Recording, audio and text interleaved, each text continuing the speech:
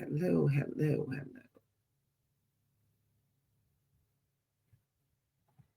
Hello, everybody. This is I am Stacey Thomas, and you're watching a segment of the Stacey Thomas Show. It is the business block. Stacey, what is the business block? I'm glad you asked. Thank you. The business block is to promote local businesses, businesses, change makers in the communities, and entrepreneurs, right? So it was originally started for local businesses. That's the main area. But I figure if you have a business online and you're catering to people anywhere, you're welcomed on the show too. But I've got to tell you, I'm extra excited tonight. Dustin's back. Dustin's back. If you don't know who Dustin is, if you don't know Dustin's past, head over to YouTube, look at my interview with Dustin. Dustin is very amazing. Let me hit Instagram and I'll be right back.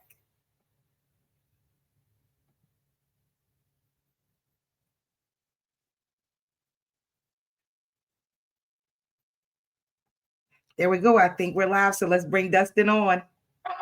Hey, Hey hey, there. How are you hey. doing, Stacey? I'm good. Dustin, please forgive me that I smile so much when you come on. It's just that watching you and your husband on Facebook and looking at all the exciting things that are happening, and you guys are living life, and I sit here smiling like I done been invited to the party.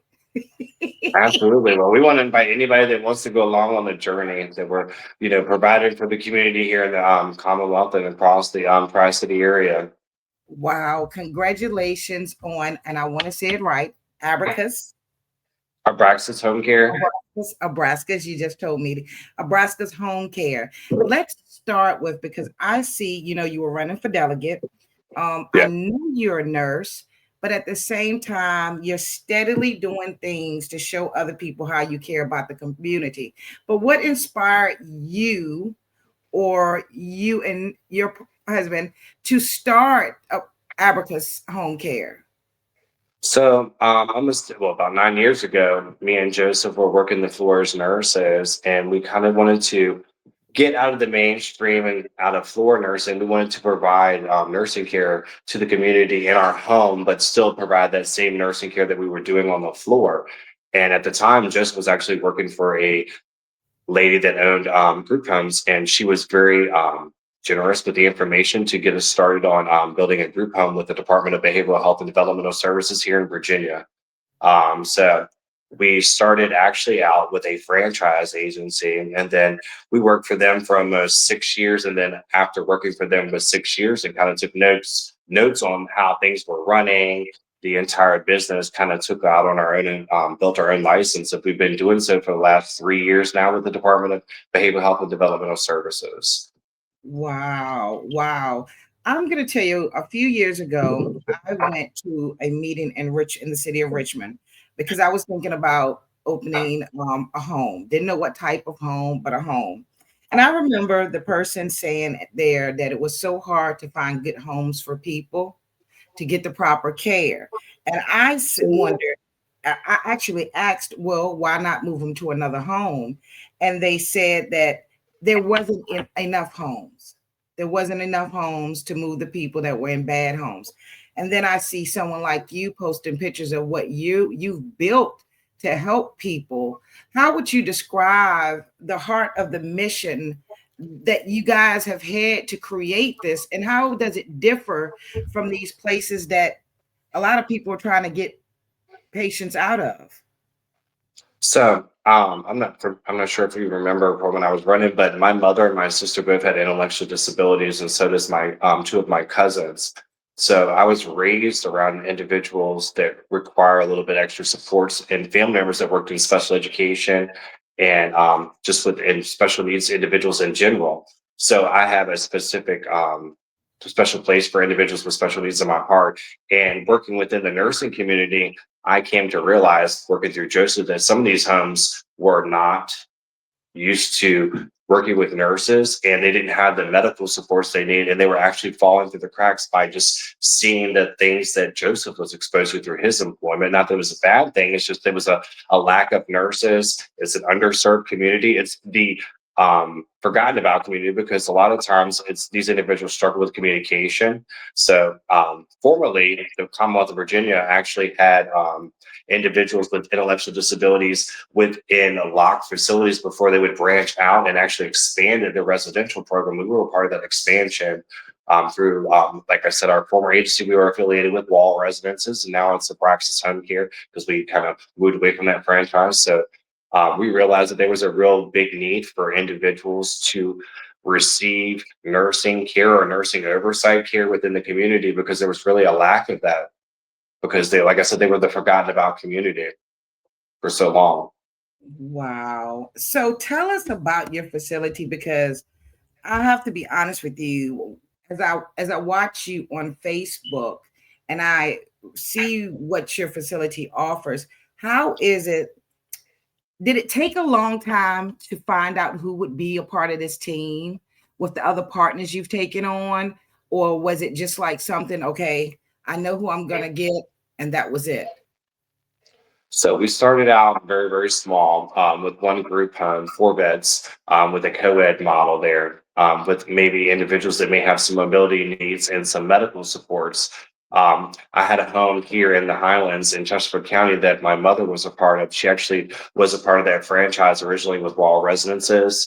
And she was a provider with them. She actually passed away a couple years ago. My mother was a single mother, like most people know, because I had talked about before, and she was actually providing their support. So that home in the Highlands is actually for and women primarily with intellectual disabilities and may have some behavioral support needs as well, which a lot of people are determined to want to provide their supports because they're a little bit leery to do so because of the stigma of a group home that, when we look back into the 80s when group homes were looked at with these bad homes and, subpar places, we really wanted to break that stigma by providing that nursing support. And these individuals deserve to live in nice homes too. They can live in the Highlands. They can live in homes that are not, subpar. They deserve that.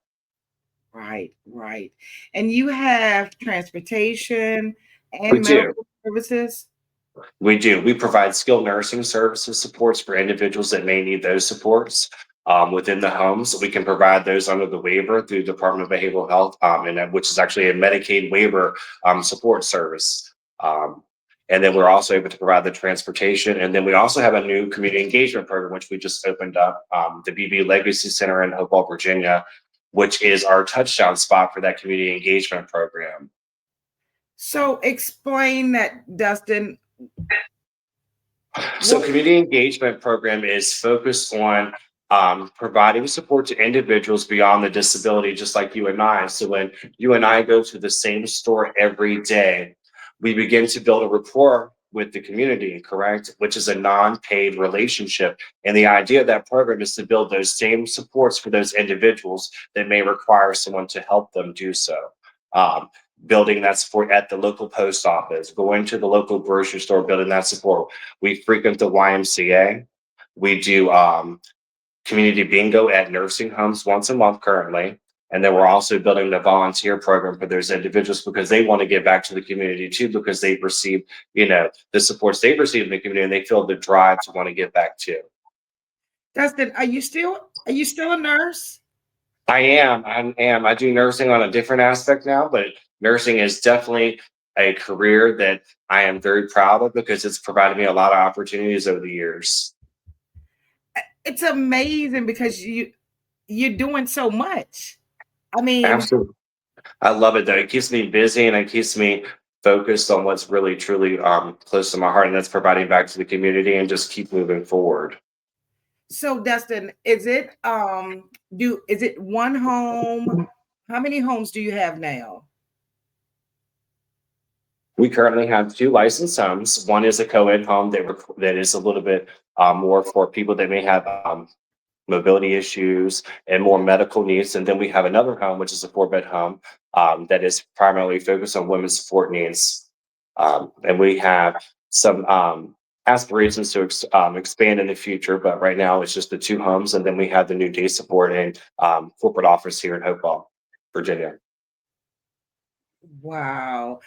Dustin, for those, because when people hear about what you have, when people read up on you, it's gonna grow. Where do you see yourself in the next 5 years with this business? We hope to continue to grow our community engagement program and continue to expand that out into the community because I feel like that is where we can really capitalize on just ensuring that the individuals feel like they're a part of the community and integrated them into the community and really making them part of that community engagement by expanding our volunteer services, expanding our access to that community engagement, and potentially even growing more so with building another center in a different part of the area, potentially expanding into the Petersburg area and then out towards Dinwiddie and that way. Right now, we're primarily focused on Chester, Enon, Hopewell, and then around to Prince George area. So, and we do have a wait list at this moment. Wow, really? Yes, ma'am. And I smile because from the last time I interviewed you, it's just amazing how in times like this, what we're going through in this country, people don't realize that there's still a lot of people out here that care. People Absolutely. people look at nurses, and I think I need to say this.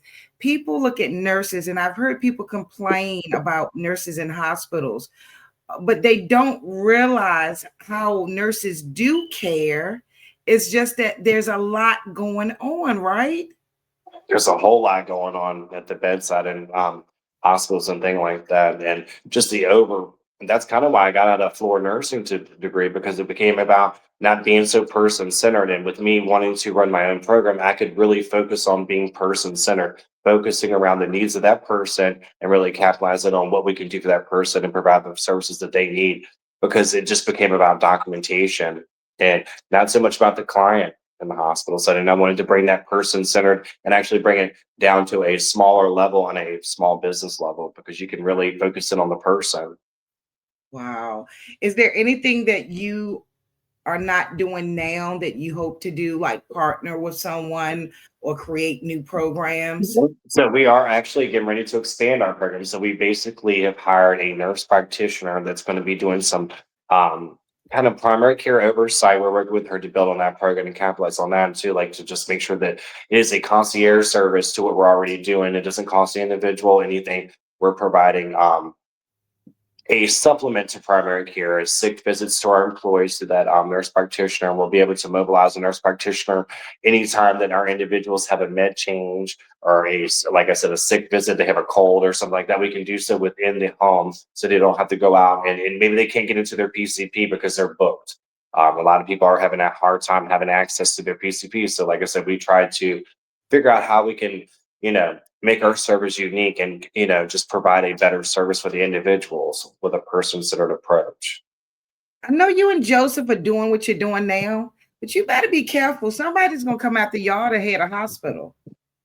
Oh, You, I'm not sure if we want to have a hospital. I love being community-based services. I did hospital for a little bit and I did nursing homes and things of that nature too, but I love being in the community because I think we can provide a lot of the services that we provide within a facility within the community. Like I said, I did some home health too for a while.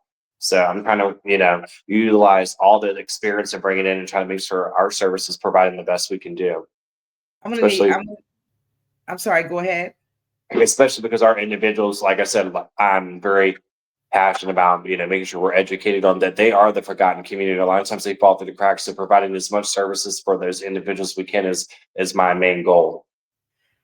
I'm gonna need these folks out here to realize, Dustin, how they need to follow you and how they need to see what you all are doing so they can do better. Tell me, what is the most rewarding thing out of what you're doing? What has been the most rewarding thing for you? The most rewarding thing for me is when right now, especially I can kind of relate to this because I've kind of moved out. As you know, me and Joseph we for the last 9 years, we've been living on site. So we lived where we worked. The individuals lived in my home. Um, so I kind of like a little sad about that and like, kind of like emotional about it too because I miss them. So when I come to the house like 6 o'clock in the morning. So when I come to the door, they're like running to the door to see me because I lived in the home for so long. So I was like the head of the house, all like the fatherly figure, whatever you want to call it. So that's the most rewarding thing is like when I come in the door, they look for me and they look for my husband to also come in and speak to them because we're moved out of the home. So we were a family we're still a family. It's a different model now that we're working on. So Bless you both. Bless you both. thank you. And I know you're really busy, and I want to thank you again for coming on. Is there anything that I did not ask that you feel our viewers need to know? No, just sometimes we talk about we continue to talk about nursing homes, things of that nature, but there's individuals that are in group homes that during the holidays, not necessarily my homes, because we try to make sure there's individuals that are taken care of, but beyond nursing homes, some people that are in group homes, if you're doing anything for the holidays, make sure we look after our group homes and things of the community as well, beyond my homes, like I said. Wow. So, Dustin, I have one other question. yes, ma'am. For people that are looking for a place for their loved ones, Dustin, Mhm. can you give us like 2 things that they should look for when they're trying to find a home? Absolutely. So you should always look at the state rating, how their state license, to make sure that their license is in good standing, to make sure that they have been compliant with all the regulatory processes. And then just also you should be able to walk around the home and make sure that it feels comfortable, that it actually feels like a home to somebody that lives there, that it's not some bare wall, whitewash facility that's, white walls and very institutionalized. It should feel like a home with artwork on the walls. Um, you should be able to walk into them and just feel warm inside instead of like a facility. And that should be the goal of anybody, is making sure we take care of people in their homes, because that's where people want to, they thrive at, is in their homes. Right. Dustin, it's been great. It's great. Thank you It's so been much. great. And as you grow, if I see something else pop up, I'm going to be in your inbox again, Dustin. It's time to come back on, please. Absolutely. How do we follow you? How do we keep up with what you're doing? How do people support? Absolutely. So you can go to our website, abraxashomecare.org. We also have a Facebook website where we post about new events. We're actually going to be in 4 parades this Christmas. We're going to be doing the Colonial Heights Christmas Parade, the city of Hopewell, Prince George County, and then Chester. So we are posting about those activities on, like I said, social media. We're helping collect for food banks right now, so you can follow us on Instagram too, as well. Okay. Thank you, Dustin. Not a problem. Thank you for having me. I'm wishing y'all the very best. Thank you for not Absolutely. only taking the blessings for yourself, taking in how people appreciate you, but thank you for blessing those that you are blessing, okay? And take care of yourself. Absolutely. You too, Stacey. Thank you again. Have a nice evening. Have a good night. All right. Bye-bye. Bye-bye. Attention business owners, are you ready to turn your purpose into powerful publicity? Tune into the Business Block, Purpose to Business with Stacey Thomas, every Monday at 6:30 a.m. on Cool 101.2 Pop. We spotlight entrepreneurs, change makers, and passionate business owners just like you. When you advertise, you're not just on the radio. You're featured across social media too, amplifying your brand far beyond the airwaves. Call 804-214-6241 or visit IamStaceyThomas.com to book your spot. Cool 101.2, where your passion becomes your platform.